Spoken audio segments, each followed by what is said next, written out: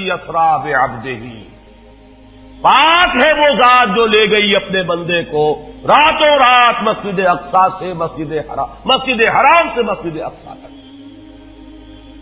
اگر یہ بات کسی انسان کی طرف منسوب ہوتی تو بات اور تھی، اگر یہ فعل حضور کی طرف منسوب ہوتا کہ حضور گئے تو بات اور تھی کہ میں آیا نہیں لایا گیا ہوں، حضور گئے نہیں لے جائے گئے ہیں، اور لے جانے والے وہ ذات ہے سبحان الذی یسری، وہ پاک ہے ہر عیب سے، ہر نقص سے، ہر ذوق سے، ہر کوتاہی سے، وہ منزہ ہے، اعلیٰ ہے، عرفہ ہے، بالا تر ہے، لہذا اس کی قدرت سے یہ ہرگز بعید نہیں کہ وہ اپنے بندے کو راتوں رات مسجد حرام سے مسجد اقصی اور پھر مسجد اقصی سے سدرۃ المنتہا تک لے جائے اور واپس لے آئے اور پھر مسجد حرام میں پہنچا دے۔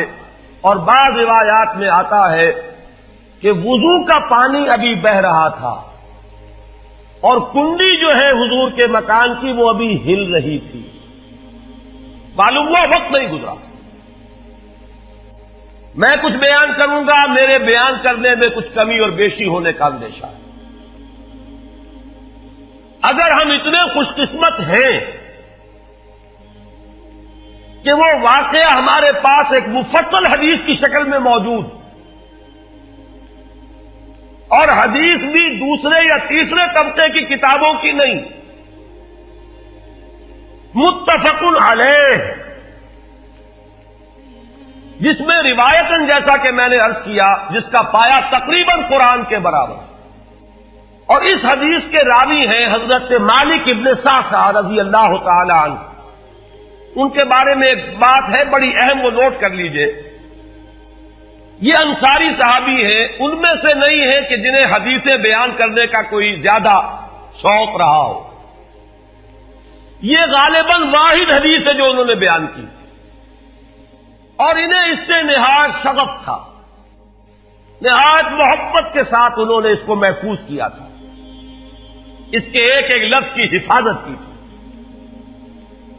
چنانچہ بعض دوسرے وہ صحابہ بھی جنہوں نے خود حضور سے یہ بات سنی ہوئی تھی، اب ایک تو وہ خود براہ راست روایت کر رہے حضور سے کہ ہم نے سنا، حضرت انس ابن مالک رضی اللہ تعالی عنہ خود، لیکن وہ صحابہ بھی ان کی خدمت میں خاص طور پر حاضر ہو کر ان سے اس روایت کو سنتے تھے، اس لیے کہ اس روایت میں ان کا درجہ بہت بلند ہے، ان کو اس سے بہت شغف تھا۔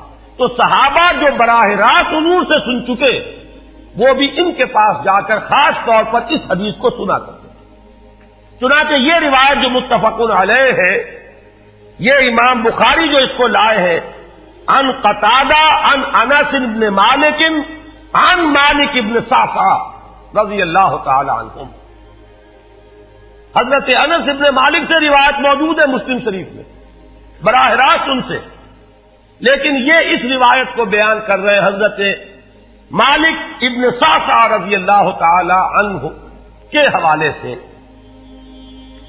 روایت کیا ہے؟ ان النبی صلی اللہ علیہ وسلم حدثہم عن لیلۃ اسری بہ۔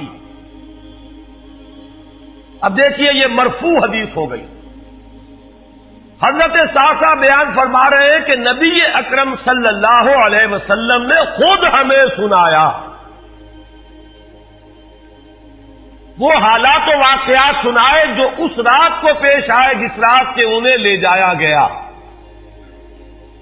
قال بینما انا فی الحطیم وربما قال فی الفجر، حضور فرماتے ہیں کہ میں اسی اثنا میں کہ میں حتیم میں تھا، اور ایک دوسری روایت میں الفاظ حجر آئے ہیں، وہ بھی کہتے ہیں اسی حصے کو، مضطجعا میں لیٹا ہوا تھا، اذ اتانی آتن کہ اچانک میرے پاس ایک آنے والا آیا۔ یہ آنے والے کون ہیں؟ حضرت جبرائیل، یہ بعد میں واضح ہو جائے گا۔ فشق ما بین ہذہ الی ہذہ، حضور نے اشارہ فرمایا، اس نے یہاں سے یہاں تک میرا سینہ چاک کیا، یعنی من طفرت نہرہ ہی الی شعرتہ ہی، یہ جو گڑھا ہے حلق کا گڑھا، یہاں سے لے کر تیرے ناک تک سینہ چاک کیا، فاستخرج قلبی، اور میرا دل نکالا، ثم اعطیت بطست من ذهب مملوء ایمانا فغسل قلبی، پھر ایک تشت لایا گیا سنہری جو ایمان سے مملوء تھا، بھرا ہوا تھا، تو پھر اس کے ذریعے سے میرے اس قلب کو، سینے کو دھویا گیا، ثم غسل ثم اعید وفی روایت، اس کے بعد اس کو لوٹا دیا گیا اور پھر وہ زخم بھی سی دیا گیا۔ ایک روایت میں آتا ہے ثم غسل البطن بماء زمزم ثم ملئ ایمانا وحکمتا،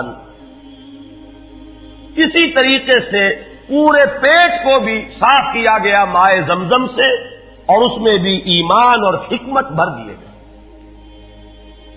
ثم اعطیت بدابۃ، پھر میرے پاس ایک چوپایا لایا گیا، دون البغل فوق الحمار، جو بغل یعنی خچر سے تو کچھ چھوٹا تھا، اور حمار یعنی گدھے سے کچھ بڑا تھا، اب یہ جو سفید تھا،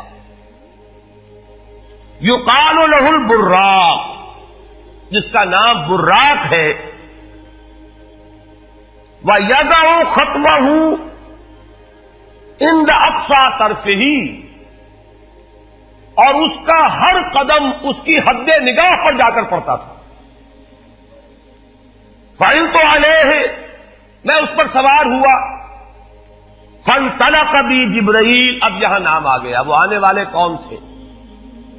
پھر چلے میرے ساتھ حضرت جبرائیل، حتی اتی السماء الدنیا، یہاں تک کہ وہ آسمان دنیا تک پہنچ گئے، جو پہلا آسمان۔ اب یہاں دیکھیے وہ روایت میں جو زمینی سفر کا درمیانی حصہ ہے وہ رہ گیا، دوسری روایات سے ہم اس کو جوڑ کر جمع کریں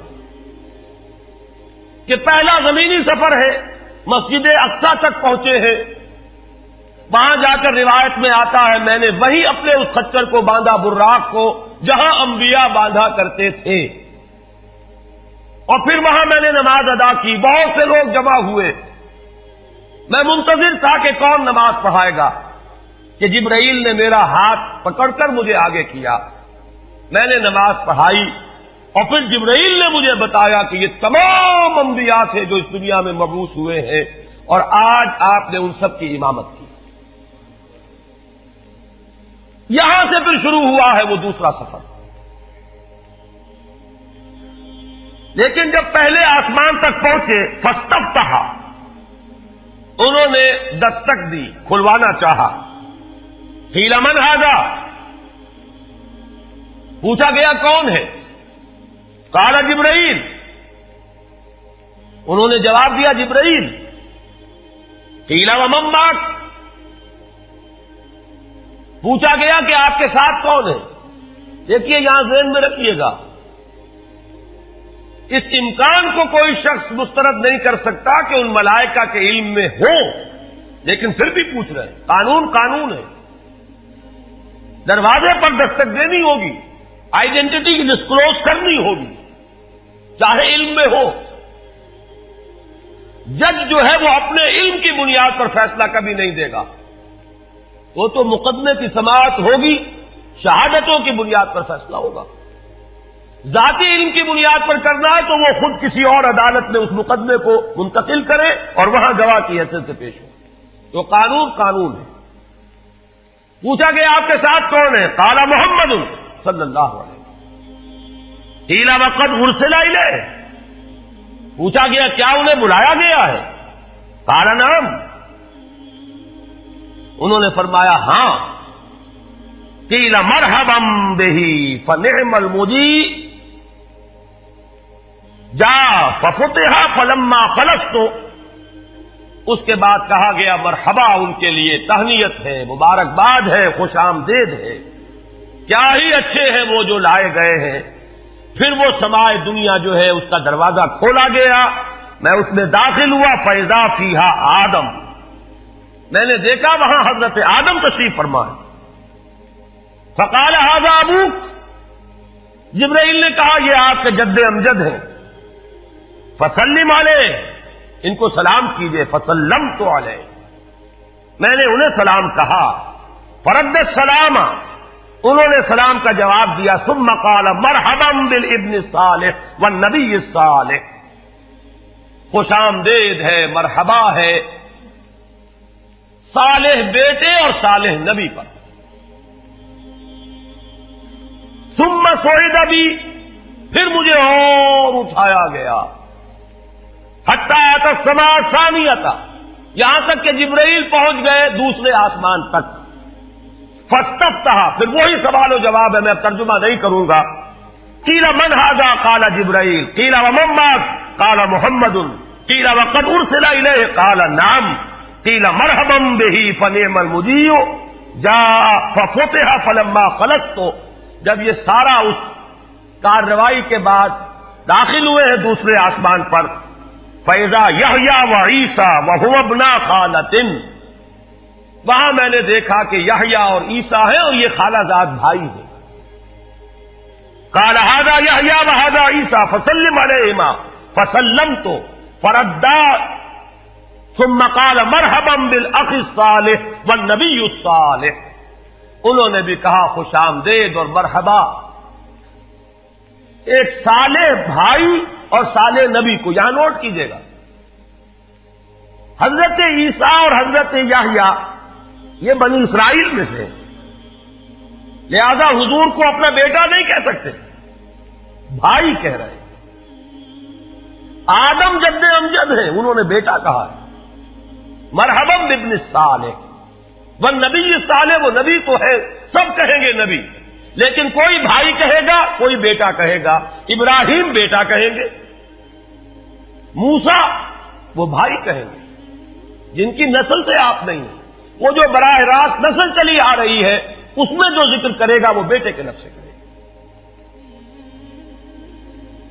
ثم صعد بی الی السماء الثالثہ فاستفتح قیل من ھذا، قال جبرائیل، قیل ومن معک، قال محمدا، قیل وقد ارسل الیہ، قال نعم، قیل مرحبا بہ فنعم المجیء جاء ففتح فلما خلصت اذا یوسف، قال ھذا یوسف فسلم علیہ فسلمت علیہ فرد ثم قال مرحبا بالاخ الصالح والنبی الصالح۔ اب مجھے ترجمے کی ضرورت نہیں ہے، ایک مرتبہ بات آپ نے سمجھ لی، اب تیزی کے ساتھ میں اس حدیث کو پڑھ دینا چاہتا ہوں۔ ثم صعد بی، پھر مجھے اور بلندی پر لے جایا گیا، حتی اتى السماء الرابعہ فاستفتح قیل من ھذا، قال جبرائیل، قیل ومن معک، قال محمد، قیل وقد ارسل الیہ، قال نعم، قیل مرحبا بہ فنعم المجیء جاء ففتح فلما خلصت فاذا ادریس فقال ھذا ادریس فسلم علیہ فسلمت علیہ فرد ثم قال مرحبا بالاخ الصالح والنبی الصالح۔ یہاں ملاقات ہوئی حضرت ادریس علیہ الصلوۃ والسلام سے۔ ثم صعد بی حتی اتى السماء الخامسة فاستفتح قیل من ھذا، قال جبرائیل، قیل ومن معک، قال محمد، قیل وقد ارسل الیہ، قال نعم، قیل مرحبا بہ فنعم المجیء جاء ففتح فلما خلصت فاذا ہارون، قال ھذا ہارون فسلم علیہ فسلمت علیہ فرد ثم قال مرحبا بالاخ الصالح والنبی الصالح۔ ثم صعد بی حتی اتى السماء السادسة فاستفتح قیل من ھذا، قال جبرائیل، قیل ومن معک، قال محمد، قیل وقد ارسل الیہ، قال نعم، قیل مرحبا بہ فنعم المجیء جاء ففتح فلما خلصت فاذا موسیٰ، قال ھذا موسیٰ فسلم علیہ فسلمت علیہ فرد ثم قال مرحبا بالاخ الصالح والنبی الصالح۔ چھٹے آسمان پر یہ حضرت موسیٰ سے ملاقات ہوئی. فلما جاوزت تو بتا، جب میں آگے بڑھا تو حضرت موسیٰ روئے. قیل ما یبکیک، ان سے پوچھا گیا کہ آپ کو کیا چیز رلا رہی ہے؟ قال ابکی لأن غلاما بعث بعدی، کہ مجھے اس بات پر رونا آ رہا ہے یہ نوجوان محمد صلی اللہ علیہ وسلم، یہ میرے بہت بعد ان کی بعثت ہوئی ہے. يدخل الجنت من امتہ اکثر ممن يدخلها من امتی، میرے بہت بعد آنے کے باوجود ان کی امت میں سے جنت میں داخل ہونے والوں کی تعداد میری امت کے مقابلے میں بہت زیادہ ہوگی. بہرحال اپنی امت کا خیال تو ہے، وہ شفقت جو نبی اور رسول کو اپنی امت پر ہونی چاہیے وہ ہے بتمام و کمال. اسے معاذ اللہ کسی حسد پر معمول نہ کیجیے، بلکہ وہ جو احساس ہوا ہے اپنی امت کی محرومی کا، وہ ہے کہ جس نے حضرت موسیٰ علیہ السلام پر یہ کیفیت طاری کی. ثم صعد بی، پھر مجھے اور بلند کیا گیا، الی السماء السابعۃ، ساتویں آسمان پر. فاستفتح قیل من ھذا قال جبرائیل، قیل ومن معک قال محمد صلی اللہ علیہ وسلم، قیل وقد بعث الیہ قال نعم، قیل مرحبا بہ فنعم المجیء جاء. فلما خلفت فاذا ابراہیم قال ھذا ابوک ابراہیم فسلم علیہ، فسلمت علیہ فرد السلام ثم قال مرحبا بالابن الصالح والنبی الصالح. حضرت ابراہیم نے پھر استقبال کیا، خوش آمدید صالح بیٹے اور صالح نبی کے لیے. ثم رفعت، اب ذرا یہاں نوٹ کیجئے گا، یہاں سوئد تو نہیں آیا، سوئد ابھی نہیں آیا، رفعت. پھر مجھے اور بلند کیا گیا الی سدرۃ المنتہی. یہ سدرہ منتہا ہے جس کا ذکر ہے سورۃ النجم. اسی سدرۃ المنتہا کے پاس جنت ماوا ہے، وہ جس کا وعدہ کیا گیا ہے، جو ٹھکانہ بنے گی اللہ کے نیکوکار بندوں کا، جس میں وہ رہے گا ہمیشہ ہمیش. فادخلوها خالدین، وہ بھی وہی ہے. پھر اٹھائے گئے حضور بیت المعمور تک. ثم اعطیت باناء من خمر واناء من لبن واناء من عسل. پھر میرے سامنے یہ بیت معمور کیا ہے یہ بھی جان لیجئے. یہ در حقیقت اس سمائے سابعہ پر، ساتویں آسمان پر خانہ کعبہ کا اصل جو ہے اللہ کا گھر، جس کا یہ ظل اور سایہ اس دنیا میں ہے، خانہ کعبہ، یہ ہے وہ بیت المعمور، جس کے بارے میں ایک اور روایت میں الفاظ یہ آئے ہیں، اس میں روزانہ 70,000 فرشتے داخل ہوتے ہیں، اور جو فرشتہ ایک مرتبہ داخل ہوا ہے آج تک اسے دوبارہ داخل ہونے کی نوبت نہیں آئی. اسی طریقے سے وہ فرشتے ہیں جو طواف کرتے ہیں خانہ کعبہ کا. پھر جان لیجئے یہ ہماری نگاہوں سے مخفی عالم غیب کی ایک دنیا ہے اپنی جگہ، چاہے ہمیں نظر نہ آئے. پھر میرے سامنے 3 برتن لائے گئے، ایک دودھ کا اور ایک شہد کا اور ایک شراب کا. فاخذت اللبن، میں نے دودھ والا پیالہ اٹھا لیا. قال ہی الفطرہ، حضرت جبرائیل نے توثیق کی کہ یہ ہے اصل میں آپ کا انتخاب درست ہے، یہ فطرت ہے. فطرت اللہ التی فطر الناس علیہا، یہی جو فطرت انسانی سے قریب ترین شے ہے اس کا آپ نے انتخاب کیا.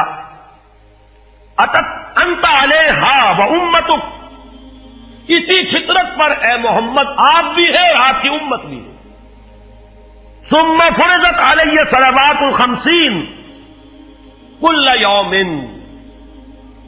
ایک اور روایت میں الفاظ آئے ہیں، اس میں اس کی وضاحت نہیں ہے کہ 3 چیزیں حضور کو یہاں عطا کی گئی. ایک تو 50 نمازیں جو فرض ہوئی، ایک دن رات میں 50 نمازیں، اور ایک سورہ بقرہ کی آخری 2 آیات جو تحفہ اللہ نے دیا محمد کو امت کے لیے صلی اللہ علیہ وسلم. آمن الرسول بما انزل الیہ من ربہ والمؤمنون کل آمن باللہ وملائکتہ وکتبہ ورسلہ. یہاں سے لے کر آخر تک فانصرنا علی القوم الکافرین تک یہ 2 آیات یہ جنت کے خزانوں میں سے 2 خزانے ہیں جو شب معراج کو عطا ہوئے ہیں محمد رسول اللہ کو بطور تحفہ امت کے لیے. اور تیسری بات یہ کہ اے نبی آپ کی امت کے لیے یہ خصوصی بات ہے کہ آپ کی امتیوں کے گناہ کبیرہ بھی بغیر توبہ کے معاف ہو سکیں گے. یہ خصوصی تحفے ہیں جو امت کے لیے لے کر آئے محمد صلی اللہ علیہ وسلم. 3 تحفے نماز جو اس معراج میں فرض ہو رہی ہے اور اسی کو حضور کہہ رہے ہیں الصلاۃ معراج المؤمنین. اہل ایمان کے لیے یہ بمنزلہ معراج ہے. اس میں پھر روایت میں تفصیل آ رہی ہے. واپس جب آئے ہیں حضرت موسیٰ سے ملاقات ہوئی اور انہوں نے یہ فرمایا کہ یہ 50 نمازیں بہت ہیں, مجھے تجربہ ہے, تمہاری امت اس کا تحمل نہ کر سکے گی, واپس جاؤ درخواست کرو کم کرواؤ. حضور گئے, 10 نمازیں اس میں معاف ہوئی, 40 ہوئی. پھر یہی بات ہوئی, پھر بھیجا حضرت موسیٰ نے, پھر 30 ہوئی, پھر 20 ہوئی, چوتھی مرتبہ پھر وہ 10 اور پھر 5 رہ گئیں. اس پر بھی حضرت موسیٰ نے یہ کہا اب بھی جاؤ یہ بھی بھاری ہے. حضور نے فرمایا مجھے شرم آتی ہے, میں اتنی مرتبہ جا چکا ہوں, مزید اب جانے سے حیا محسوس کر رہا ہوں. تو ندا آئی کہ یہ 5 ہی 50 کے برابر ہیں. ہمارے ہاں قول بدلا نہیں جاتا. یہ 5 جو ہے در حقیقت یہ قائم مقام ہے ان 50 کے کہ جو اول ہم نے فرض کی تھی. یہ 50 ہی شمار ہوں گی اگر ان کا انسان ان پر مداومت اختیار کر لے. میں آخری جملہ آپ کو اس کا سنا دیتا ہوں. فَأُمِرْتُ بِخَمْسِ صَلَوَاتٍ كُلَّ يَوْمٍ فَرَجَعْتُ إِلَىٰ مُوسَىٰ فَقَالَ بِمَا أُمِرْتُ بِخَمْسِ صَلَوَاتٍ كُلَّ يَوْمٍ قَالَ إِنَّ أُمَّتَكَ لَا تَسْتَطِيعُ 5 صَلَوَاتٍ كُلَّ يَوْمٍ وَإِنِّي قَدْ جَرَّبْتُ النَّاسَ قَبْلَكَ وَعَالَجْتُ بَنِي إِسْرَائِيلَ أَشَدَّ الْمُعَالَجَةِ. میں نے بنی اسرائیل کا حتی الامکان معالجہ کیا, ان کے حالات کو درست کرنے کی کوشش کی, لیکن مجھے تجربہ ہے یہ 5 بھی نہیں جھیلی جائیں گی. فَارْجِعْ إِلَىٰ رَبِّكَ فَاسْأَلْهُ التَّخْفِيفَ, مزید تخفیف چاہیے لِأُمَّتِكَ. قَالَ سَأَلْتُ رَبِّي حَتَّىٰ اسْتَحْيَيْتُ وَلَٰكِنِّي أَرْضَىٰ وَأُسِلُّمُ. قَالَ فَلَمَّا جَاوَزْتُ نَادَىٰ مُنَادٍ ابزیت فریضتی وخففت عن عبادی. متفق علیہ. مجھے ندا آئی کہ میں نے اپنے بندوں پر تخفیف کی. اس میں وہ ذکر نہیں ہے, دوسری روایت میں ہے کہ ساتھ ہی وضاحت ہو گئی کہ یہ 5 نمازیں بھی 50 کے برابر ہے. میری بات نہیں بدلی گئی ہے, وہ در حقیقت میں نے اسی 50 کا رتبہ جو ہے ان 5 کو عطا فرما دیا. یہ روایت ہے جو متفق علیہ ہے. روایات کثیر, جنت اور دوزخ کے جو مشاہدات کرائے گئے وہ بہت تفصیل سے دوسری روایات میں, لیکن کسی اور روایت کا استناد کے اعتبار سے, اسناد کے اعتبار سے وہ درجہ نہیں ہے جو اس روایت کا. باقی میں نے مسلم شریف کی روایات میں سے اور تفاصیل آپ کو سنائی ہے. یہ ہے واقعہ. پھر حضور واپس آئے ہیں, وہیں بیت المسجد اقصی میں آئے ہیں, پھر واپس تشریف لائے ہیں, اور اس کا میں بیان کر چکا ہوں دوسری روایات میں کہ وقت بالکل نہیں گزرا, کہیں روک دیا گیا ہے, پوری کائنات کو کہیں تھام دیا گیا. یہ بات تو وہ ہے جو آج سے پہلے بھی سمجھ میں آ سکتی تھی کہ شاید کسی ایک جگہ پر پوری کائنات کو روک دیا گیا. وقت بالکل نہیں گزرا کسی کے لیے. لیکن جیسا کہ میں نے عرض کیا, اس وقت تو یہ بھی سمجھ میں آتا ہے کہ سب کے لیے وقت گزر رہا ہو اور صرف محمد الرسول اللہ کے لیے نہ گزرے صلی اللہ علیہ وسلم. آج یہ بات بھی سمجھ میں آ سکتی ہے, لیکن یہ ہے کہ قرین قیاس وہی پہلی بات ہے. کہ اس میں پورے اس وقت کے لیے وقت کی رفتار کو روک دیا گیا ہو.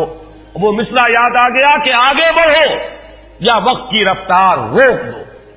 تو یہ وقت کی رفتار ہے جو محمد الرسول اللہ صلی اللہ علیہ وسلم کے لیے روک دی گئی. اس کے بعد جو ہنگامہ ہونا چاہیے تھا وہ ہوا. صبح جب حضور نے فرمایا کہ یہ میرے ساتھ واقعہ پیش آیا ہے تو جو رد عمل ہونا چاہیے تھا وہ ہوا ہے. یہاں تک بھی ہوا ہے کہ بہت سے مومنین صادقین متزلزل ہو گئے. مشرکین نے کفار نے بغلیں بجائی کہ اب ہمیں موقع مل گیا. معلوم ہوتا ہے ابھی تک تو شک ہی کی بات تھی کہ ان کو کچھ خلل دماغی کا عارضہ ہے، اب تو ثابت ہو گیا، کسی شک کو شبے کی گنجائش نہیں. چنانچہ اب آپ اس کا اندازہ کیجئے، یہ واقعہ مکے میں بیٹھ کر بیان کیا جا رہا ہے، امتحان لیے گئے ہیں. اچھا اگر گئے تھے تو بتاؤ مسجد اقصی کے ستون کتنے ہیں، وہاں کی کھڑکیاں کیسی ہیں؟ حضور فرماتے ہیں، ایک حدیث موجود ہے کہ میں گھبرا گیا، اس لیے کہ کس کو یاد رہتا ہے.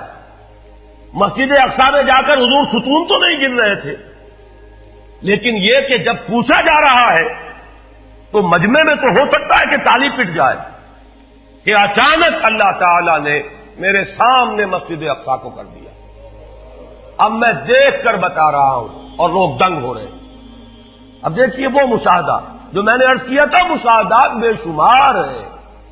جنت سامنے لے آئی جاتی ہے اور آگ سامنے لے آئی جاتی ہے، جہنم سامنے لے آئی جاتی ہے، مسجد اقصی سامنے لے آئی گئی ہے، جن میں سے ہر سوال کا جواب حضور نے مشاہدے سے دیا. اسی ضمن میں وہ واقعہ آتا ہے کہ حضرت ابو بکر کے پاس گئے لوگ دوڑے دوڑے. وہ یہ سمجھتے تھے کہ اگر یہ پالا ہم مار لیں تو پھر ہماری جیت ہے. ابو بکر کو اگر ہم متزلزل کر دیں تو پھر گویا کہ ہمارے لیے کوئی اور پرابلم نہ رہے گا. روایت میں آتا ہے حضرت ابو بکر نے بھی سن کر ایک دفعہ جھرجھری لی ہے، لیکن صرف ایک سوال کیا، کیا واقعی وہ یہ فرما رہے ہیں؟ لوگوں نے خوش ہو کر کہا، تالیاں بجائے، ہاں ہاں کہہ رہے ہیں، چلو ہم لے چلتے ہیں. انہوں نے سمجھا کہ ہمارا وار جو ہے کارگر ہوا ہے، واقعی کو تزلزل ہے. لیکن اگلا جواب ابو بکر کا یہ تھا، اگر وہ کہہ رہے ہیں تو 100% درست کہہ رہے ہیں.